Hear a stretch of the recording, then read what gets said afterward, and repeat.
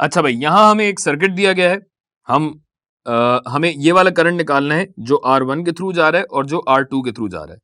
यहां पे चूंकि दो अलग अलग लूप्स हैं, तो किरचॉफ्स करंट लॉ और किरचॉफ्स वोल्टेज लॉ लगेगा।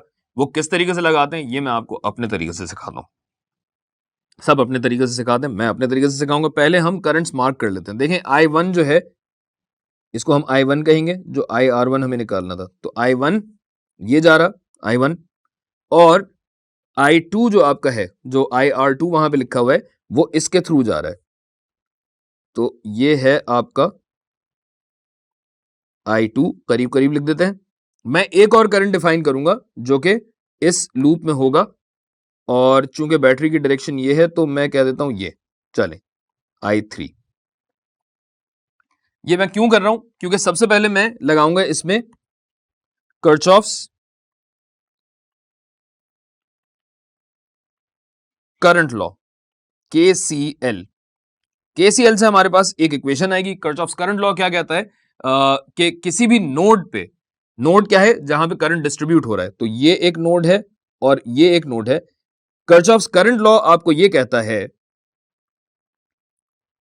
कि किसी भी नोड पे आपके पास करंट जितना आ रहा होगा उतना ही बाहर जा रहा होगा। तो अगर आप यहां पे गौर कीजिए तो I2 इस नोड में अंदर आ रहा है, जबकि I1 और I3 बाहर जा रहे हैं। तो इसकी इक्वेशन कैसे बनेगी? Sum of I in is equal to sum of I out। अंदर आ रहे हैं जनाब I2 साहब, और ये बराबर होंगे I1 प्लस I3 के। एक इक्वेशन आपके पास हो गई। ये तीन अननोन्स हैं, I1, I2 और I3। तो तीन अननोन्स के लिए हमें तीन साइमल्टेनियस इक्वेशंस चाहिए होंगी। निकालने हमें यहाँ पे दो वैल्यूज हैं, तो हो सकता है तीन की जगह दो इक्वेशंस में हमारा काम हो जाए, लेकिन वो थोड़ी सी बात की बात है जो मैं आपको अभी बताऊंगा। अच्छा जी, अगला काम आप क्या करेंगे? अगला काम आप ये करेंगे कि आप लगाएंगे Kirchhoff's voltage law. Kirchhoff's voltage law, और ये लॉ किस चीज पे लगता है? ये पूरे लूप पे लगता है। तो मैं जरा लूप के सारे पॉइंट्स को नाम दे देता हूं। लेट्स से कि हम लोग यहां से स्टार्ट करते हैं, A B C D E F, जिसको जो नाम देना चाहें वो आपके ऊपर है। मतलब अलग अलग नाम दे सकते हैं, Ali, Rakshanda, Sonia, I don't know, जो भी आप नाम देना चाहें। बहरहाल मैंने यहां पे ये दे दिए। अब मैं लूप चूज करूंगा, तो मैं शुरू करता हूं ABEFA से। याद रखिएगा कि लूप जहां से शुरू होता है वहीं पे जाके खत्म भी होता है। तो KVL on loop ABEFA,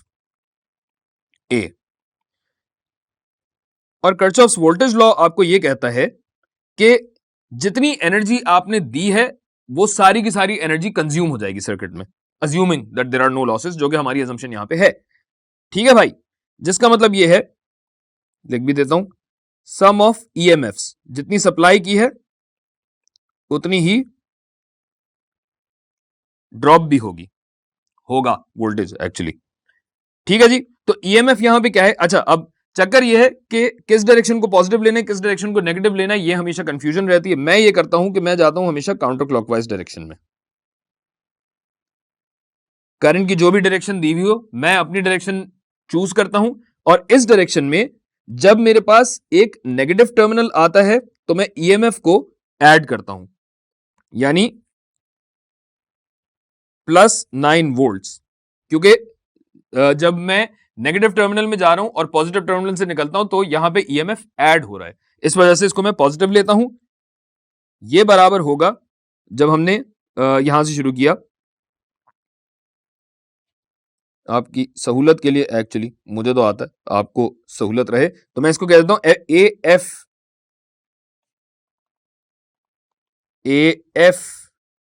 AFEBA, चले ज्यादा बेहतर हो जाएगा इस तरह। ठीक है भाई, अब हम जब काउंटर क्लॉकवाइज डायरेक्शन में और आगे चलते हैं तो हमारे पास ये पॉइंट ई आता है जिसको हम क्रॉस करते हैं, तो हमारे पास एक ड्रॉप आ रहा है जो कि ये 18 ओम्स के अक्रॉस ड्रॉप है, R1 के अक्रॉस ड्रॉप है। R1 के अक्रॉस करंट कौन सा जा रहा है? I1 जा रहा है, लेकिन ध्यान रखिएगा कि ये I1 हमारी ऑपोजिट डायरेक्शन में है, इस वजह से हम इसको नेगेटिव लेंगे, -I1 R1, ठीक है। और R1 की वैल्यू आपको पता है तो सीधा सीधा यहां पे डाल दीजिए 18, तो ये हो जाएगा, मैं इसको डायरेक्टली लिख देता हूं, -18 I1,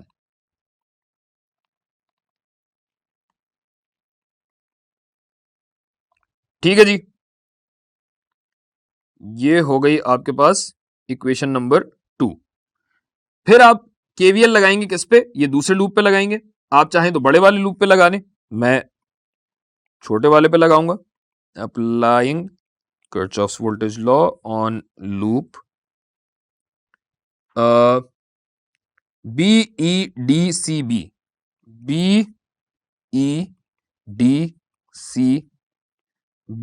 के लूप पे मैं लगाऊंगा। अरे कहां जा रही लाइन, ये रही। अच्छा जी, तो चलिए बी से शुरू करते हैं। यहां पे R1 आ रहा है, मैंने आपको बताया था कि हमारी जो डायरेक्शन होगी वो काउंटर क्लॉकवाइज होगी, तो काउंटर क्लॉकवाइज डायरेक्शन में अब क्या हो रहा है, इस लूप में I1 हमारी डायरेक्शन में है, जिसका मतलब ये है कि ये जो ड्रॉप हो रहा है ये पॉजिटिव का ड्रॉप हो रहा है, यानी अब ये होगा +18 I1, और फिर जब हम काउंटर क्लॉकवाइज डायरेक्शन में और चलते हैं तो I2 भी हमारे ही करंट की डायरेक्शन में है, तो ये हो जाएगा +12 टाइम्स I2। और आगे चलते हैं, नेगेटिव टर्मिनल में हम एंटर हो रहे हैं, जिसका मतलब ये है कि इस EMF को हम ऐड करेंगे तो ये भी +9 आएगा,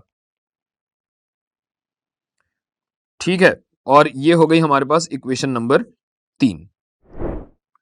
अच्छा जी, 3 इक्वेशंस हो गई। अब करने को आप चौथी इक्वेशन भी बना सकते हैं, लेकिन यहां पे हमारा एक्चुअली 3 इक्वेशन से, बल्कि 3 में नहीं 2 इक्वेशन से हमारा काम पूरा हो रहा है। किस तरह? अगर इक्वेशन 2 और इक्वेशन 3 को आप देखें तो I1 और I2 हमें जो चाहिए वो इन दोनों इक्वेशन में एक तो कवर हो रहे हैं, दूसरे ये कि मैंने इक्वेशन 3 में थोड़ी सी गलती की हुई है, आपने बताया भी नहीं, उम्मीद है आपने अपने पास नहीं, क्योंकि +9 E1 था, ये E2 है, तो यहां पे +9 नहीं +6 आएगा, तो ये हो जाएगा, इस रंग में नहीं था, नीले में होती है हमारी सप्लाई, +6। तो अब हम करेंगे सॉल्व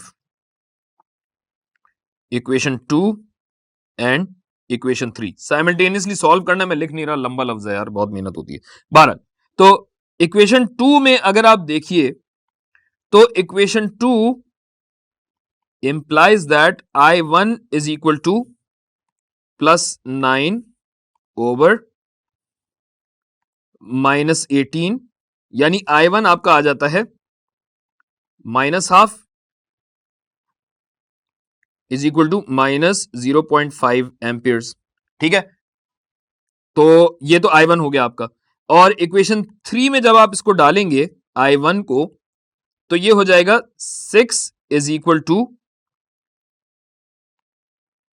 18 टाइम्स I1, जो कि आपका आया है -0.5 और +12 टाइम्स I2, जिसको जब आप सॉल्व करेंगे तो I2 आपके पास क्या आएगा, 18 का आधा होता है 9, ठीक है, और नेगेटिव वहां पे चला जाएगा, तो 6 + 9 15, लिख ही देता हूं यार, क्या याद करेंगे आप, 6 + 9, और इसको आप डिवाइड कर रहे हैं 12 से, तो 15/12 कितना होता है, ये होता है 1.25 एम्पियर्स, ये आपका I2 हो गया, जबकि ये आपका I1 है। अच्छा, -0.5 का क्या मतलब है? -0.5 का मतलब यह है कि जो I1 की मैंने डायरेक्शन ली है ना, ये डायरेक्शन मैंने उल्टी ली हुई है, सिर्फ और सिर्फ ये फर्क है, और कोई इसमें मसला नहीं होता, जिसका मतलब यह कि I1 दरअसल इस डायरेक्शन में नहीं होगा, ये होगा ऑपोजिट डायरेक्शन में, यानी करंट बेसिकली ऊपर की तरफ जा रहा होगा ये। तो हमारे पास ये दो जवाब आ गए। तो I1 जो है अगर ऊपर की डायरेक्शन बता रहे हैं तो ये प्लस 0.5 हो जाएगा, वरना माइनस 0.5 का मतलब सिर्फ ये है कि ऑपोजिट डायरेक्शन में। एंड इस तरह हमारा सवाल कंप्लीट।